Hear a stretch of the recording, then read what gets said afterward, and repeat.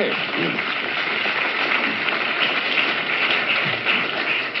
I couldn't agree with you more, and for... except, lest I appear too ingratiating, which is hardly my objective here tonight, I think actually what is wrong in Mississippi, sir, is not that not enough Negroes are voting, but that too many white people are voting.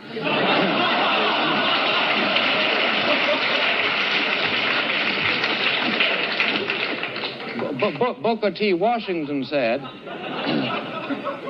Booker T. Washington said that the important thing where Negroes are concerned is not that they hold public office, but that they be prepared to hold public office. Not that they vote, but that they be prepared to vote. What are we going to do with the Negroes? Having taught the Negroes in Mississippi to despise Barnett, Ross Barnett, shall we then teach them to emulate their cousins in Harlem and adore Adam Clayton Powell, Jr.? It is much more complicated, sir, than simply the question of giving them the vote. If I were myself a constituent of the community of Mississippi at this moment, what I would do is vote to lift the standards of the vote so as to disqualify 65% of the white people who are presently voting. Not simply to give the... Now, I say then that what we need is a considerable amount of frankness that acknowledges that there are two sets of difficulties.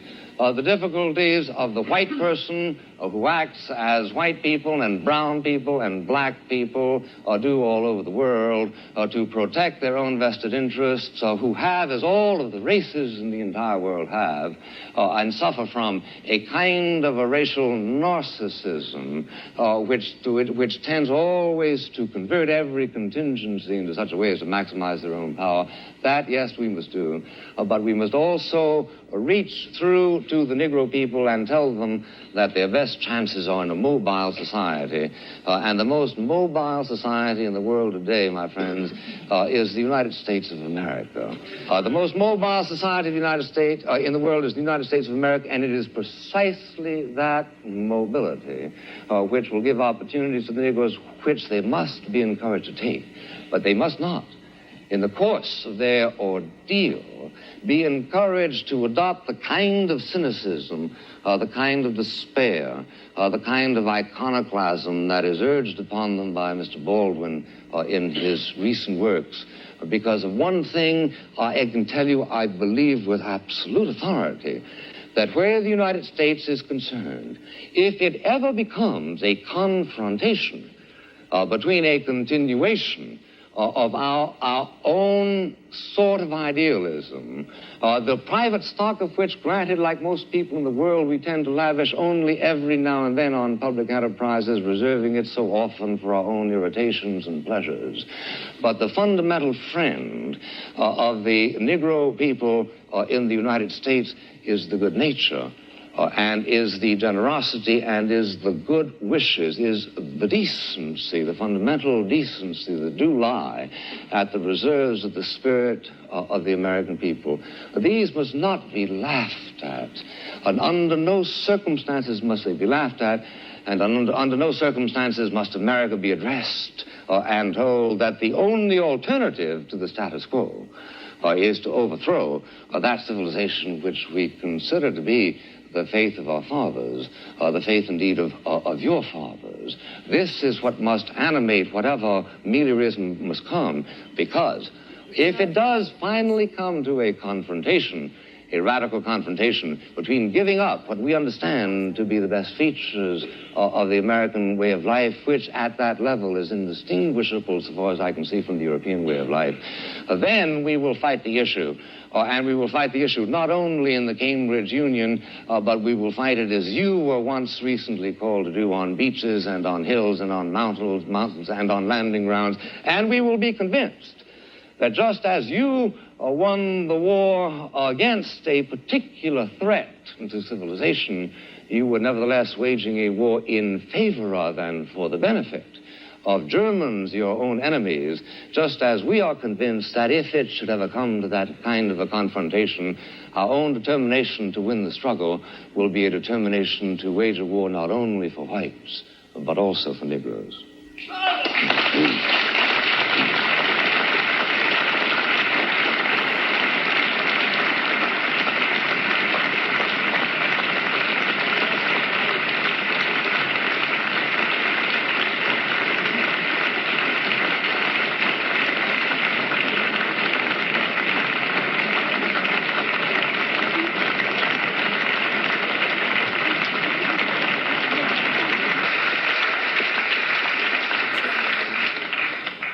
tellers take their places, please?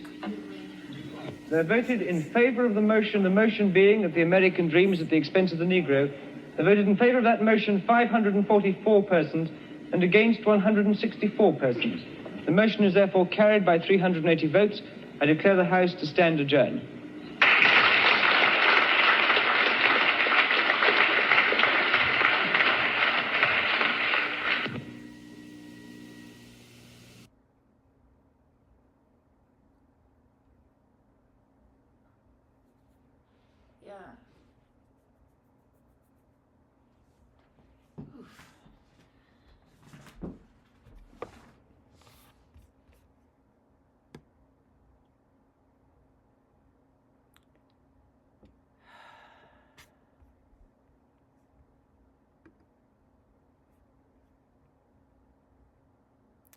Yeah, he completely dismissed the intellect of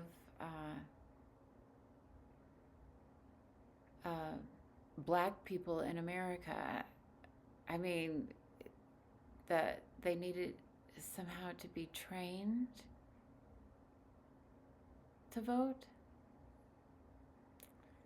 You know, and then the dismissal also of those white people who did not vote the way he wishes them to vote, who were most likely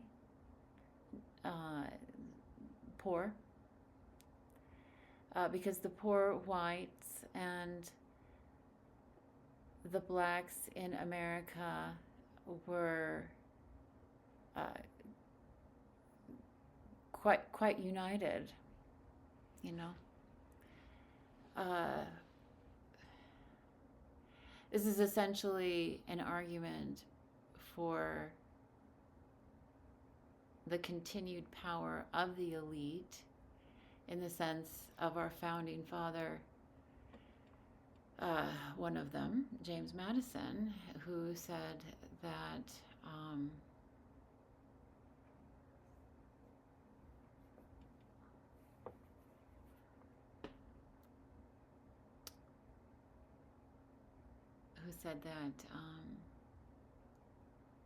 the role of government is to protect the opulent few.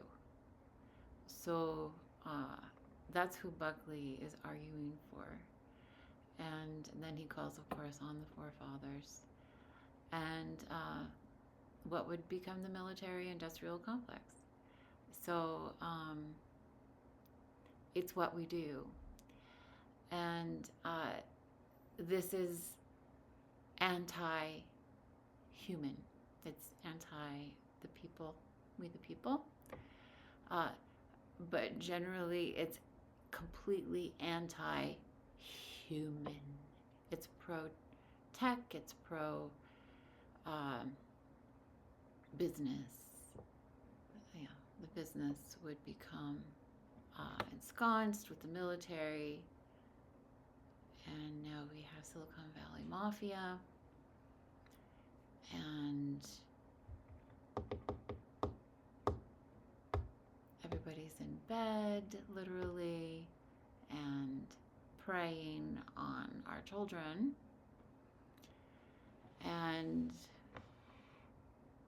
la-di-da-di-da-di-da-di-da. Yeah, I mean, right? So, are you terrified? I am. I'm terrified. Yeah, I'm terrified.